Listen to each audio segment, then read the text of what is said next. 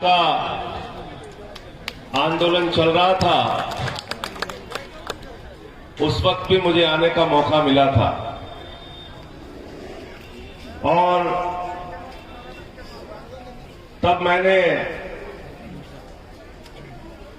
राज्य सरकार को भी और केंद्र सरकार को भी चिट्ठी भी लिखी थी और इस मामले में कार्रवाई करने की अपील की थी। लेकिन एक ऐसी सरकार इस समय देश में चल रही है जो अपने अहंकार से सत्ता को चलाना चाहती है,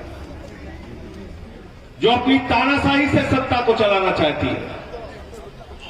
लेकिन उनके अहंकार और उनकी तानाशाही को 1 साल तक हिंदुस्तान के अन्नदाता किसानों ने सड़क पर बैठकर कूड़ेदान में पहुंचाने का काम किया और तीनों काला कानून वापस लेकर ही दम लिया। ये आपकी विशिष्ट, ये आपकी सबसे बड़ी विजय है। और मुझे याद है जब ये काला कानून आया था, उस वक्त संसद में हम लोगों ने अपील की थी सरकार से, वापस ले लो ये काला कानून, पूंजीपतियों के लिए बनाया है इसको। लेकिन सरकार ने हमारी नहीं सुनी। कम नंबर होने के बावजूद राज्यसभा में जबरदस्ती पास किया। मेरा ऊपर उस वक्त आरोप लगा कि संजय सिंह ने संसद में हंगामा कर दिया, ये तो टेबल पे चढ़ गए, इन्होंने तो माइक तोड़ दिया।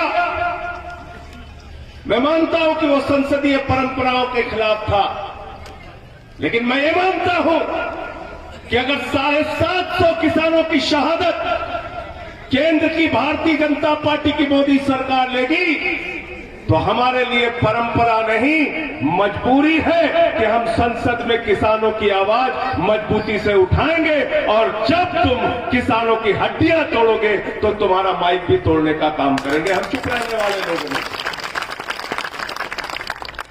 हमारे एक भाई कह रहे थे नहीं होगा तो लाठी चलाएंगे।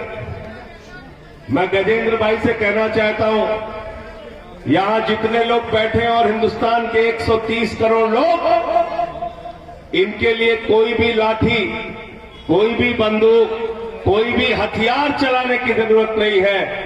इस लोकतंत्र में इतनी बड़ी ताकत है कि अपने उंगली के इशारे से आप जिसको चाहते हैं प्रधानमंत्री बनाते हैं, जिसको चाहते हैं मुख्यमंत्री बनाते हैं और जिसको चाहते हैं सत्ता से उखाड़ के जमानत जब्त करा के वापस भेज देते हैं। आपकी उंगली की जो स्याही आपको लगती है उंगली में, उसमें इतनी बड़ी ताकत है। और ये मुल्क अगर चलेगा तो बाबा साहब डॉक्टर भीमराव अंबेडकर के संविधान से चलेगा। ये मुल्क किसी नरेंद्र मोदी और योगी के फरमान से नहीं चलेगा, इस बात को याद रखना।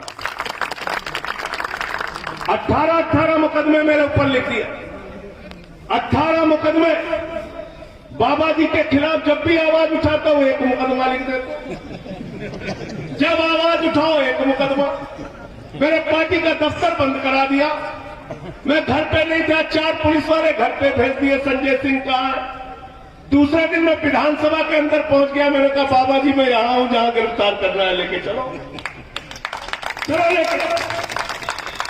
अभी तिरंगा यात्रा निकाले लोनी में गाजियाबाद में, एक मुकदमा और कर दिया, 19वां मुकदमा। मैंने कहा भाई तिरंगे का अपमान हमने कैसे किया ये तो बता दो। बोले साहब गलती हो गई, FIR लिख दो।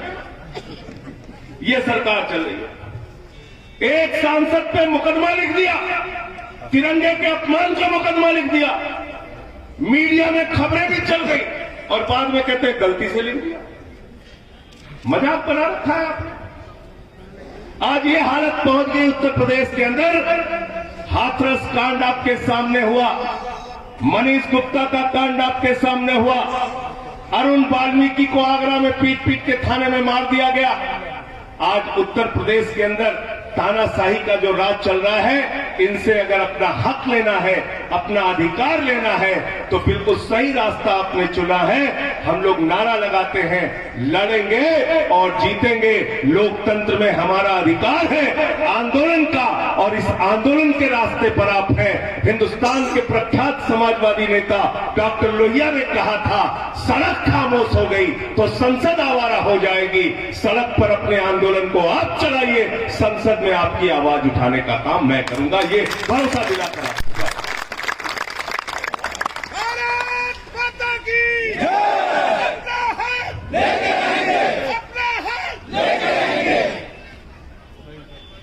संसद 2-3 दिन की बची है। ये सत्र 23 तारीख का है। मैं कल भी इस पर सवाल लगाऊंगा, परसों भी, इसके आगे भी, जैसे ही मौका मिलेगा, और सारी चिट्ठियां आपको भेज दूंगा। परेशानी ये हो जाती है, कई बार लोगों को लगता है मेरा सवाल उठा नहीं, वो मेरे हाथ में रहता नहीं, वो हमारे चेयरमैन साहब के हाथ में रहता है। जैसे ही मौका मिल जाता है, वो चाहे शिक्षा मित्रों का मामला हो, प्रेरक शिक्षकों का मामला हो, किसानों का मामला हो, व्यापारियों का मामला हो, हिंदुस्तान की तमाम कंपनियों को बेचने का मामला हो, ऐसी सरकार इस समय चल रही है। आपकी जानकारी के लिए बता दूं, 6.5 लाख करोड़ रुपए देश की संपत्तियों को बेच के सरकार कमाएगी, ये इनकी योजना है। और मैंने संसद में कहा था, वो लोग सपूत कहलाते हैं जो अपने बाप दादा की संपत्ति को बढ़ाते हैं, वो लोग कपूत कहलाते हैं जो अपने बाप दादा की संपत्तियों को बेचने का काम करते हैं। एक कपूत सरकार हिंदुस्तान में चल रही है। रेल बेच रहे हैं, सेल बेच रहे हैं, बीपीसीएल बेच रहे हैं, एलआईसी बेच रहे हैं, सड़क बेच रहे हैं, बिजली बेच रहे हैं, पानी बेच रहे हैं। आप कल्पना कीजिए, स्टेडियम तक बेच रहे हैं, एयरपोर्ट बेच रहे हैं, सब कुछ बेच रहे हैं, बैंक बेच रहे हैं, सब कुछ बेच रहे हैं। पूरा हिंदुस्तान बेचने पे लगे और कहते हैं हम सबसे बड़े देशभक्त हैं। देशभक्तों से अगर बात करना है मोदी जी, देशभक्तों से अगर बात करना है योगी जी, तो आइए नोएडा में यहां पे बैठे हैं देशभक्त जो अपने हक के लिए लड़ाई लड़ते हैं।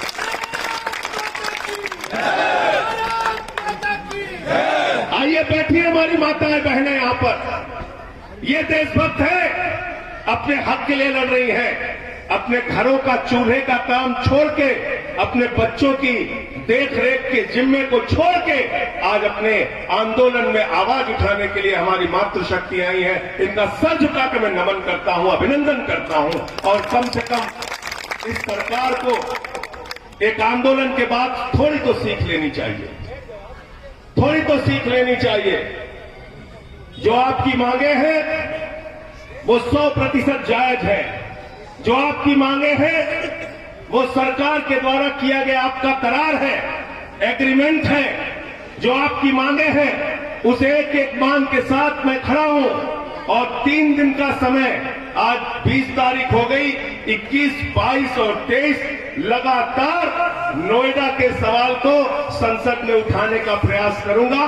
पहला मौका मिलते ही आपके मुद्दे को वहां उठाने का काम करूंगा।